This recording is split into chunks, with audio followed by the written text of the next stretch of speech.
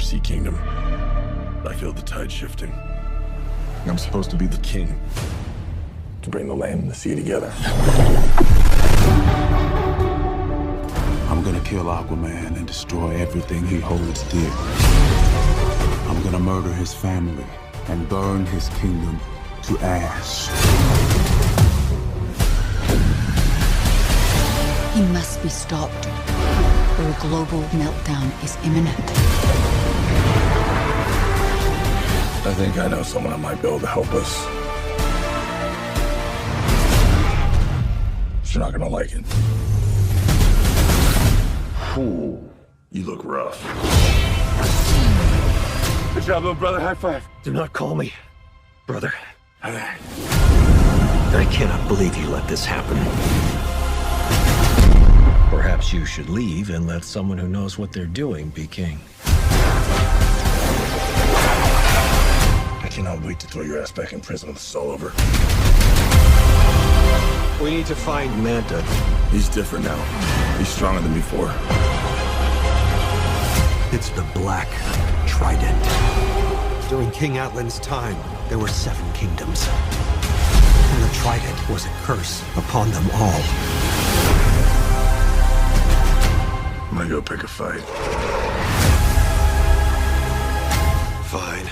Flex your muscles.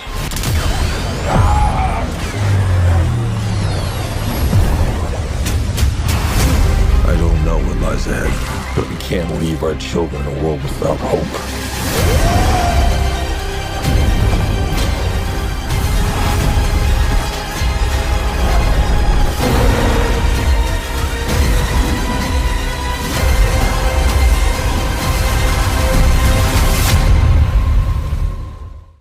Welcome back, everyone. It's Charlie. This will be my brand new Aquaman 2 trailer video. Jason Momoa also talking about coming back as Lobo inside the DC Universe, so we'll break it all down. If you're brand new to the channel, be sure to subscribe to get all the videos. The main man is going to wreck the new version of the Justice League in the new Superman.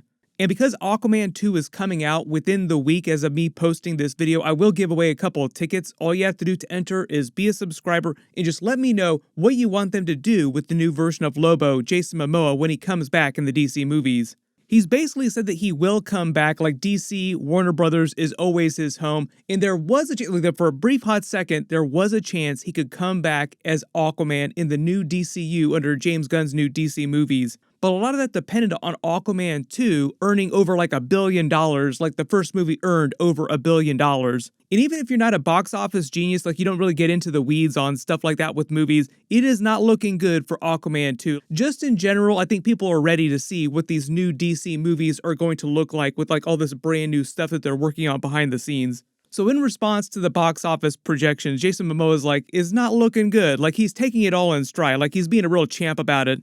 Not looking too good. I saw that Lobo cover and I was like, well, Look at the guy. look at the guy.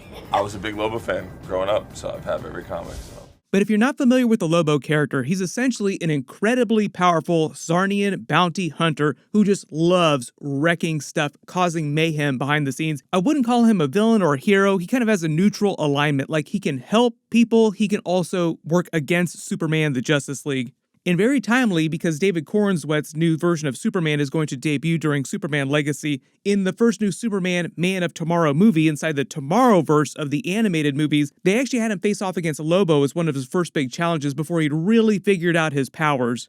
Their scenes together are a really good template for what his vibe is like in the comics. Like he works against Superman, like he's trying to capture Superman at first, but then he winds up helping him. There've been a couple live-action versions of Lobo, like there was one on the Krypton series, there was a fan film way back in the day that you might have seen. But generally, I think most people agree that Jason Momoa was born to play the Lobo character, even though he had a lot of good moments as the DCEU Zack Snyder version of Aquaman. The funny thing about the Aquaman character is that I would almost say that Patrick Wilson's Orm, his Ocean Master character, is a little bit more like comic book Aquaman. But there's a bunch of brand new scenes that they put in this last big Aquaman 2 trailer, like wall-to-wall action. For some reason, they always make like the last big trailers the best ones. And it seems like we've learned a little bit about what's going on with the actual main villain, Pilou Abisek's character. A lot of people, even myself included, thought that he was going to be based on Mongo because that's who ruled the Lost Kingdom in the comics. But it would have been super weird for James Wan to spend all this money, like crazy, expensive, giant comic book movie, to make the main villain someone named Mongo. Like nobody would take him seriously. So if you didn't realize, the main villain is played by Pilou Abisek, who was actually Euron Greyjoy during the original Game of Thrones series, and it seems like he's actually playing the brother of the ancient King Atlan, King Orin I. This is meant to incorporate some of the more recent comic book backstory for Aquaman's character. So Aquaman in the comics is not descended from King Atlan, but during the first movie they said that he was. In the comics, he actually comes from the bloodline of King Orin I, who actually usurped the throne of the original Kingdom of Atlantis before it sank. So part of the idea is that in the history of Atlantis, you had this whole Game of Thrones aspect with brother against brother vying for the throne, and the original King Orin I crossbreeding with other non-Atlantean people, and it's meant to position the original King Atlan as more of a villain of that story. I think the general idea is that they're juxtaposing their backstory fighting as brothers in the ancient kingdom of Atlantis with the present-day bromance story between Aquaman and his brother Orm. Most of the flashback footage in the trailer makes it seem like the way the story played out is that his brother King Orin I, like this character here, was banished from Atlantis, then he developed the Black Trident, and then came back with a war against the kingdom of Atlantis. King Atlan was ultimately able to defeat him, broke the Black Trident, and then basically locked him in a prison inside the Lost Kingdom for thousands of years until Black Manta eventually finds him with the help of Stephen Shin's character, who kind of accidentally falls upon the Lost Kingdom.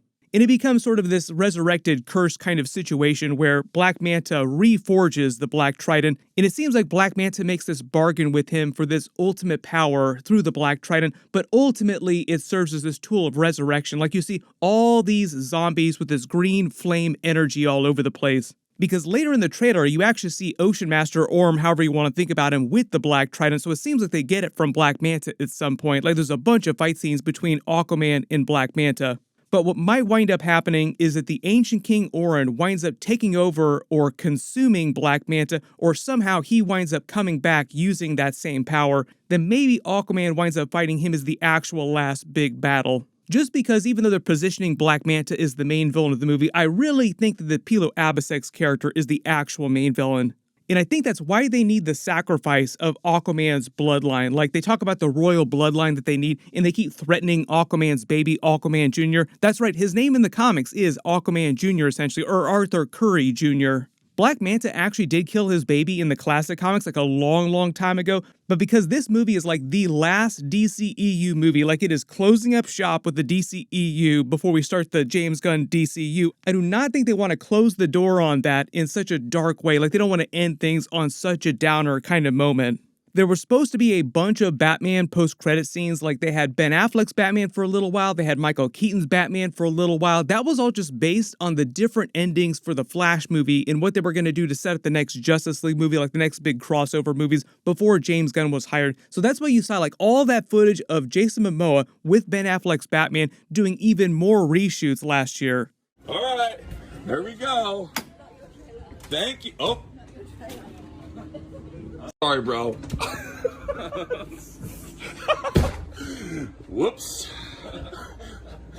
Well, You can definitely tell that Jason Momoa totally was not supposed to post that video. Like even Ben Affleck was like, dude, what are you doing? You can't be posting this.